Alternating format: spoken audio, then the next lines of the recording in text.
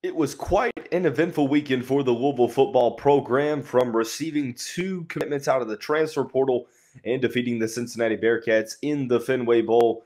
On today's episode of the Locked On Louisville podcast, we're going to talk about all that and more. So with that being said, let's get right on into the show. You are Locked On Louisville, your daily podcast on the Louisville Cardinals. Part of the Locked On Podcast Network, your team every day. What is going on, everyone? Welcome into another episode of the Locked On Louisville podcast. I'm your host, Dalton Pence. Today's episode is brought to you by LinkedIn. LinkedIn Jobs helps you find the qualified candidates you want to talk to faster. Post your job for free at linkedin.com/lockedoncollege. That's linkedin.com/lockedoncollege to post your job for free. Terms and conditions apply. As always, I want to say thank you all for making us your first listen of the day. Just a reminder that the show is free on all streaming services 5 days a week. Your team every day. A lot of good stuff to talk about on today's episode, beginning with two commitments out of the transfer portal for the Louisville football program. Two defensive linemen, Stephen Herron from Stanford and Rodney McGraw from Penn State. We'll also talk about the Cardinals' 24-7 victory over Cincinnati in the Fenway Bowl. And then in the final segment, we'll talk about the volleyball team losing in the national championship to Texas. So we'll start out with the football recruiting side of things. Obviously, if you can't tell, a different studio background for this episode. Had some technical difficulties at the spot in my house where I usually record. For some reason, the connection wasn't really working in that specific spot. So we're here for right now. So I just wanted to get that out of the way, that it is temporary. But regardless, talking about the recruiting that Jeff Brohm has been doing since taking over at the University of Louisville, seemingly he has not stopped from visiting California to Miami, so on and so forth. Getting a big recruiting weekend, the one before early signing day, was extremely pivotal. I know that Jeff Brohm went on local radio, I think it was with Mike Rutherford, and floated the number 26 out when it comes to how many high school recruits and transfer portal players were going to be on campus. Now, all week leading up to it, it was kind of a game of just waiting and seeing who was going to be on campus. I know that Pierce Clarkson and a handful of the Flyville 23 commitments were expected on campus, and they ended up making it on campus. But in terms of the transfer portal and even some other 2023 high school football recruits, it seemed like that list continued to grow all the way up until Saturday. And even then, there were some unexpected names that joined the list and made it to campus. And the only way people found out was seeing that those players were in Louisville on their social media pages. So obviously a huge weekend for recruiting, and hopefully it is able to increase momentum. But two transfers that the Cardinals have been linked to over the past week or so. We talked about one, Stephen Herron, the other one, Rodney McGraw. The Cardinals offered last week. He scheduled an official visit shortly after.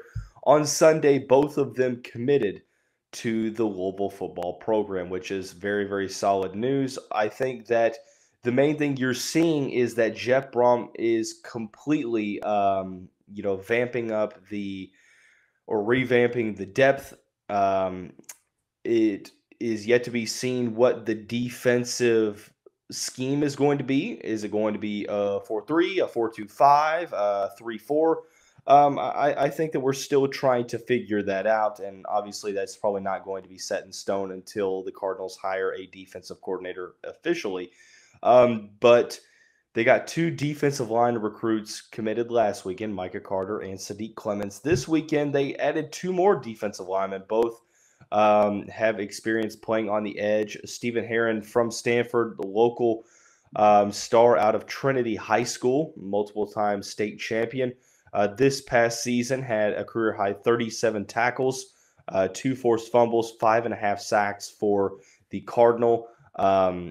Received Pac-12 Player of the Week honors 1 week. Had a very solid year this past year for Stanford and David Shaw's team. the past 2 years, 19 and 14 tackles respectively. So obviously, this for the 6'3", 237-pound defensive end, 2022 was his best year to date.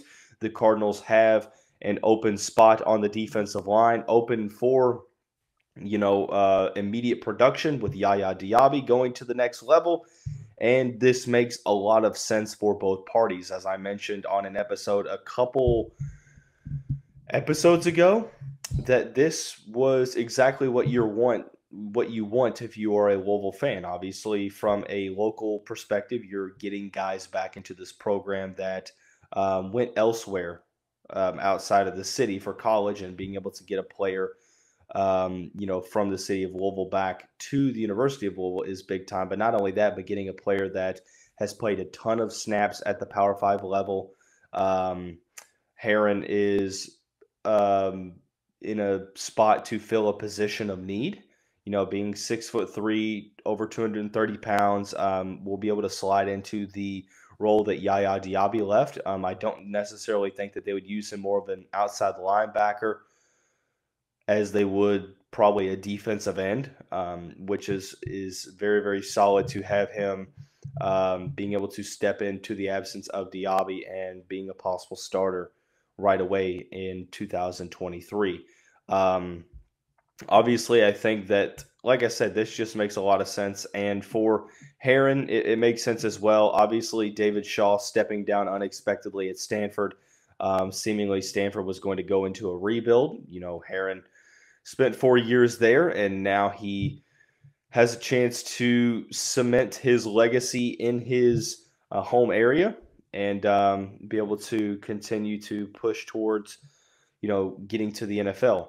So he will have the opportunity to do so next year in the ACC, and with a good amount of production to go along with it, with the opportunities that's going to be given. The other defensive line commitment actually came before Stephen Herron. That is Rodney McGraw, a redshirt freshman from Penn State, 6'5", 267 pounds, as it's listed on his ESPN profile.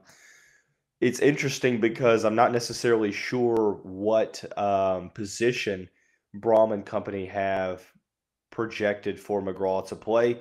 Out of high school, he was recruited as a defensive end, transitioned more towards the interior, played as a defensive tackle at his time at Purdue, at his time at Penn State. This is a move that I think is going to be solid for depth reasons. Obviously, redshirted last year, only had one tackle to his 2022 repertoire this past season for Penn State. The Chicago native was a top 500 prospect in the 2021 class.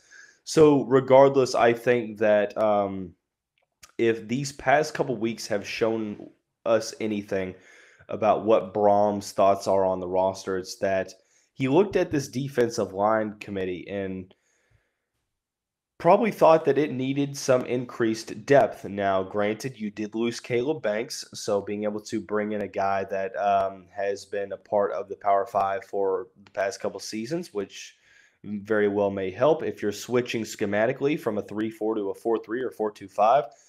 Having to play another interior defensive lineman could, by default, force you to have to revamp those numbers because of the amount of players that you're putting on the interior. Another good thing is that Jermaine Lole, all signs right now, nothing confirmed or set in stone. It seems like he will be back for 2023. So you have Stephen Herron sliding over across from Ashton Gelati, and you have your starting defensive ends. Now you bring in a guy who can compete with some rotational and too deep situations, because I think your starting defensive tackles are probably going to be Jermaine Lole and Des Tell. And then you have behind them, I think that Jared Dawson, I'm not sure if he is going to remain in the portal. I think he played in the bowl game, if I'm not mistaken. But obviously you have Tawfiq Thomas, now also Rodney McGraw as well. So very interested to see what Jeff Brohm continues to do with the defense. We'll talk about that when that time comes. But the Cardinals' 2022 season officially ended on Saturday when the team went out in a solid way, 24-7 victory over Cincinnati in the Wasabi Fenway Bowl. We'll talk about that here in just a second after we talk about our friends and the title sponsor of the show, LinkedIn Jobs.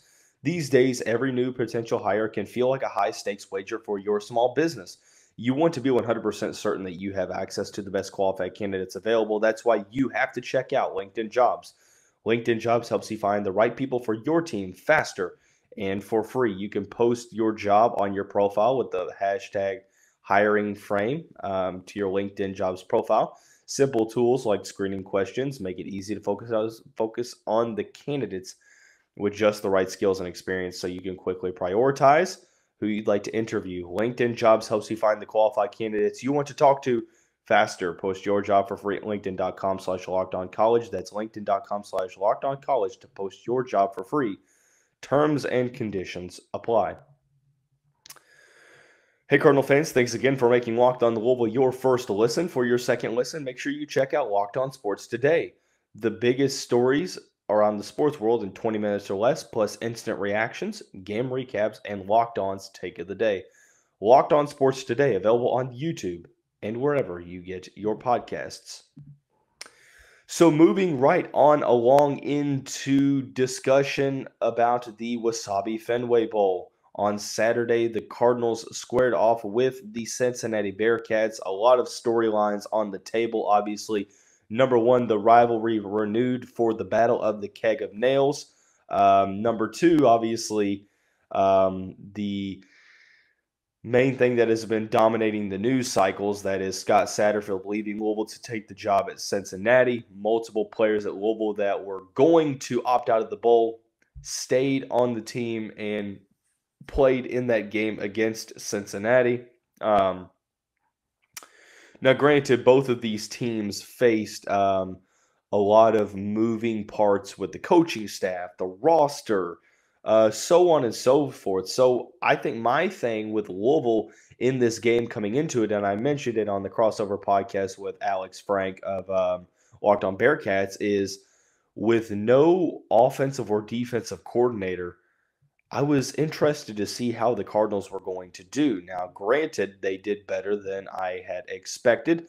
I expected them to run the football a lot, and that they did. They ran for 49 times, 287 yards, 2 touchdowns on the ground. That's good for 5.9 yards per carry. Brock Doman in the air was 13 of 21, 132 yards, 1 touchdown to 1 interception. Offensively, for both games, it was extremely rough to watch. The Cardinals turned the ball over 4 times. They did get 419 total yards of offense, but a lot of that obviously came on the ground. But offensively, I think it was probably what you expected in terms of the team utilizing a scheme that emphasized running the football primarily and, feeding off of that in the passing game. So I think Doman had an all right game, but the rushing attack was extremely, extremely solid. Jawar Jordan averaged nearly 13 yards per carry, had 2 touchdowns, 9 for 115. Maurice Turner got the bulk of the work, 31 carries, 160 yards. That's good for 5.2 yards per rush. So I think that that's the main thing that I took away from this is the Ruben Owens decommitting. No way to spin it. That's tough to deal with.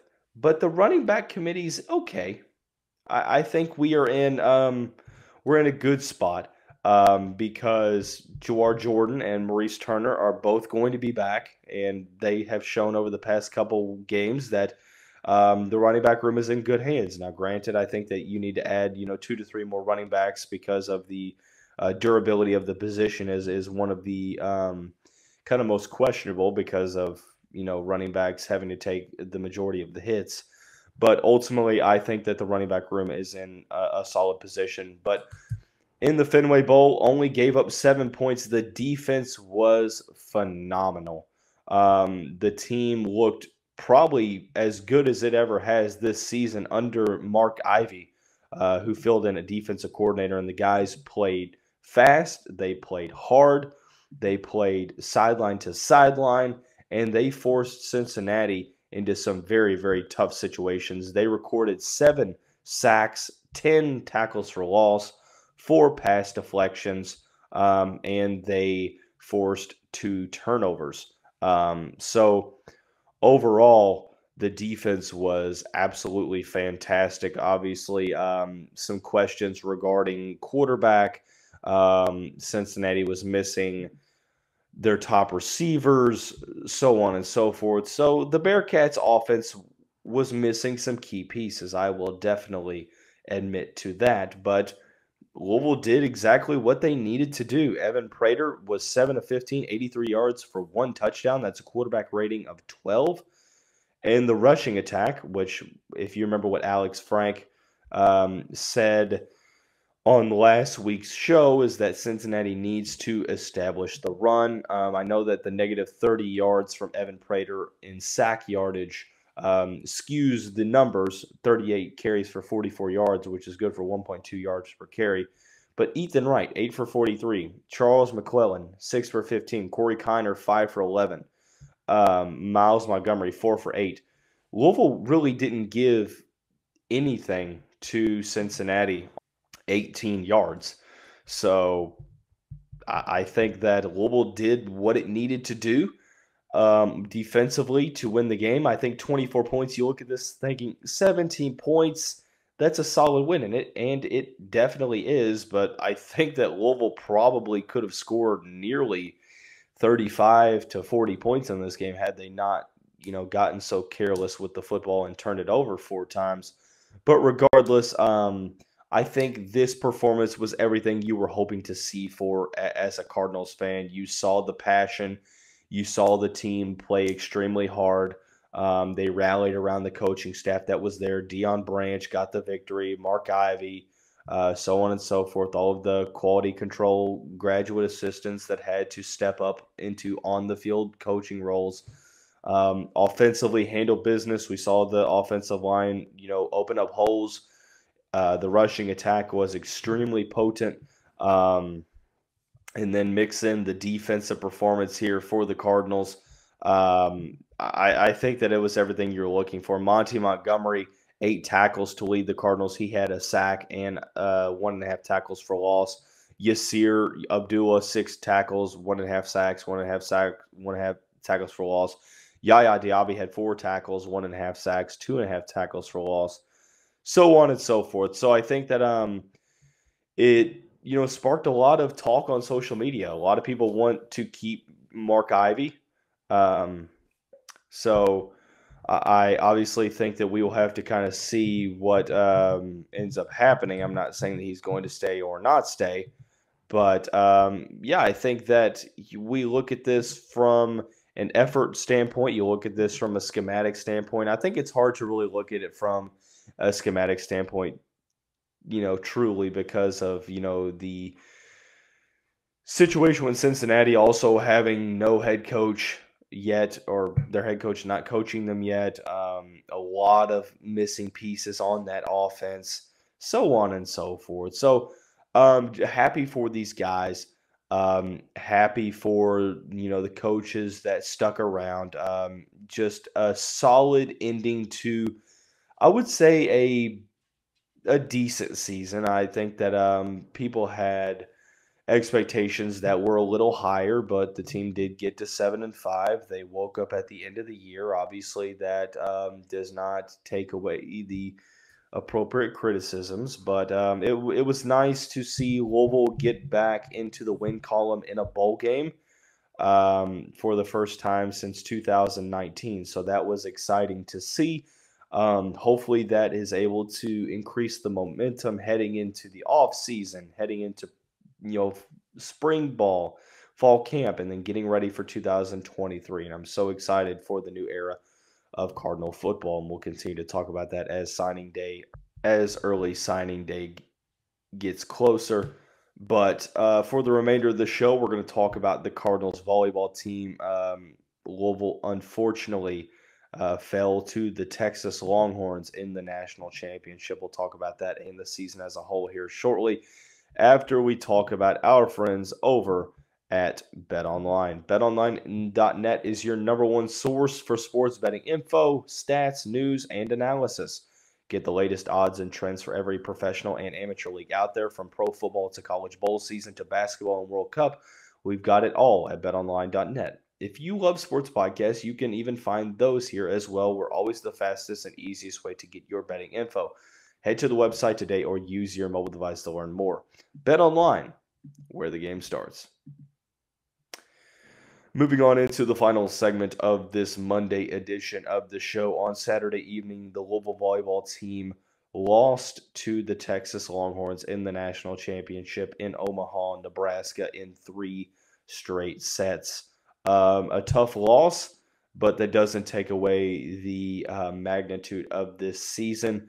The match itself, Louisville was making the match close for 2 sets. Let me rephrase that. Louisville made the match close for 2 sets, 25-22 in the first set. They had a 24-22 lead in the third set, and Texas ripped off 4 straight points. The second set got out of hand. It was 25-14. Simply put, Texas, just a phenomenal team. Had been knocking on the door since last winning a national championship in 2012. They lost to Kentucky in 2020. A player on that team, Madison Skinner, transferred to Texas, where she had 12 kills. National Player of the Year, Logan Eggleston, 19 kills while hitting 0.341%. Absolutely fantastic. You also had Asia O'Neal, who had 9 kills. Molly Phillips with 6. Just a very balanced Texas attack that has been very potent. I mentioned before the matchup that Texas had the most efficient offense in the country, swinging at about 34 or about 340.340. I'm saying that a little weird. I apologize, but regardless, Louisville fought, and that's all you can ask for. Unfortunately, not the result that we wanted, but at the end of the day, extremely proud of this team. Claire Chaussee ended her college career with 12 kills against Texas. Anna DeBeer had 9. Iko Jones with 8. Amaya Tillman had 4.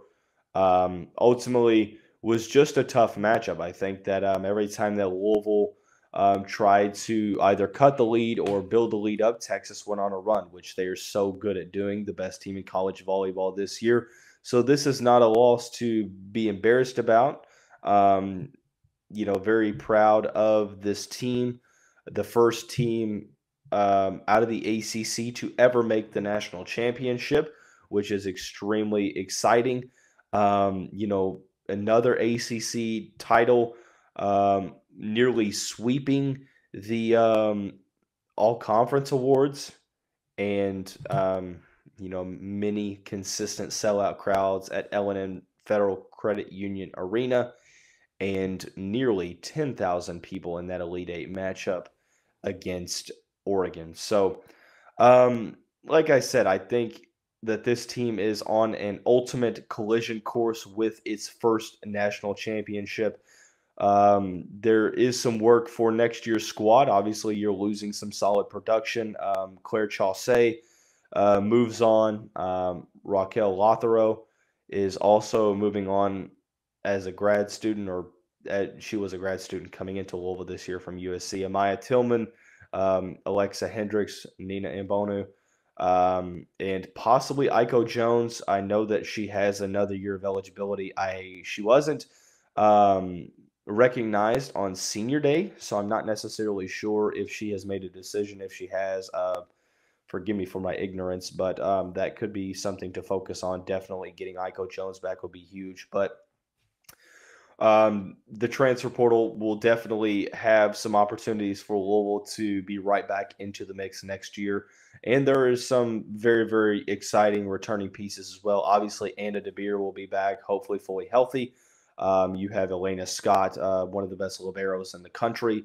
PK is one of the players in the middle that I think is, definitely possessing star potential. I think she can be phenomenal next year.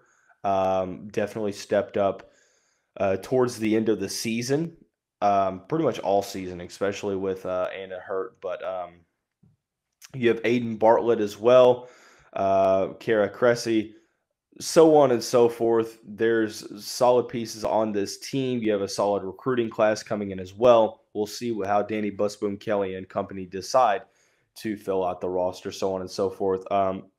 It was announced on Sunday that Sydney Shetnan started out playing basketball for Louisville and then volleyball as well. She has entered the transfer portal, so that is something to focus on.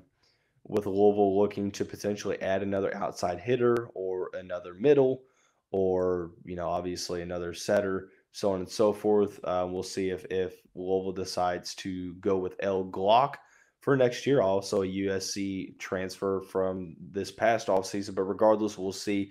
Very, very proud of this team. I wrote an open letter to the Louisville volleyball team that you can find on my Twitter, linked in the graphic below. So be sure to check that out. But that is going to wrap up this Monday edition of the show. Everyone have a great day. We will see you right back here tomorrow.